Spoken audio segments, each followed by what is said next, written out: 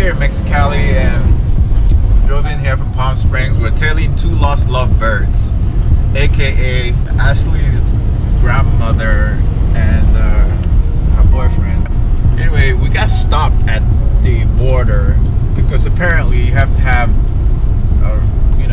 registration, and we didn't have the physical copy of the registration card in the motorhome. But something was off with these guys. The guy who came in and he did his search. He was a little very casual about it, took his time, and he was like, well, if you don't have your registration, you're gonna have to go back to the United States. But he said it very casually, and I was kind of picking up on hints that you're either take care of us, or well, that's just an assumption. Did you even think that at the time? I don't think so. No, I didn't think that at the time. Well, I was just trying to find the copy of the registration to show him, because I didn't want to delay anything or have to turn around. We're not used to having to pay your way out of something, so it didn't even come into my mind. I was just like, oh no, we have to find it, or maybe we can at least find proof that we do have registration by showing the receipt and that we had an old registration. Combine that with insurance and other proof that this car is ours.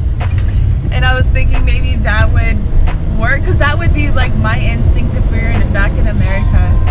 Alright, so first he asked for insurance. I had a copy of the insurance, and then he asked for registration. I didn't have a physical copy of the registration, and he kept us waiting.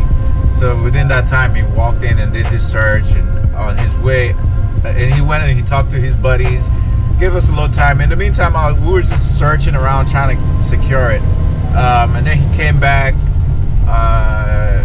and then he basically let us go. I think they just got sick of us. They just got tired of us sitting around, and just so you know, if you're gonna cross the border into Mexico, you need to have your registration and your insurance and physical copies of these documents in the vehicle in possession of you, or they're gonna make you leave.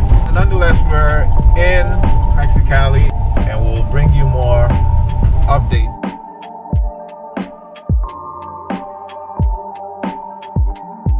If you decide to eat 5 meals. That's the second military outpost, and they come into the RV and they search with no warrants.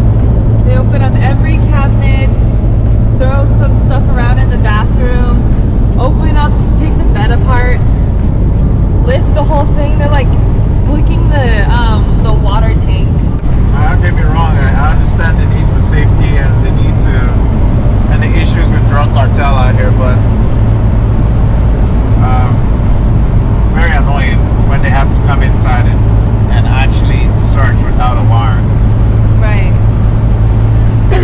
But that's if that's all we have to deal with out here, it's not as bad. For the most part, they haven't been rude. These guys don't seem to be rude. And plus, I noticed that their orders are not firm. Their orders are sound more like a suggestion. They do. They never sound like, get out of the car now.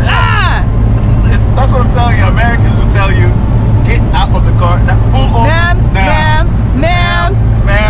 Not these guys. These are to the side. Step behind the yellow line. No, over the yellow line. Over the yellow line, please, ma'am. That's how Americans. And if you move without them telling you, if your foot their hands is are already over the about line, to pull their guns out. Yes. They're already aiming their gun at you. These guys don't even move their gun. When he told me to stop, I wasn't sure if he was asking me to stop, if he was waving me to go. Yeah, because he was making hand motions, and it was it was really confusing. Did they want us to stop, or did they say it was okay for us to go? So we kept going, but then I was like, no, they keep looking over here and making a hand motion. I think he actually tapped on the RV. That was when I knew he meant me to stop. But for the whole time, he kept doing something like this. Well, at least they're not mean. So they're not rude. That's one. That's an observation. The Mexican military, they're not police officers. They're not rude. Well, we're still making our way into San Felipe. Yeah. Looking forward to breakfast. It's currently really 9:30 a.m. Good Lord. book, The Slight Edge by Jeff Olson. And I figured if we're gonna read that book for 30 days, You want to talk about it? then I should talk about it on my YouTube channel. Definitely should. This is a whole different experience for me compared to what I've known about Mexico. I didn't know of it to be this safe, with a lot of Americans living out here right next to the ocean. And the weather's so great. And people like- just casually walk down. Yeah. Man, I didn't know you could do that in Mexico. I mean, no, you know. I think we've been lied to about Mexico I for think far we too have long. been lied to. I didn't know it was this cool.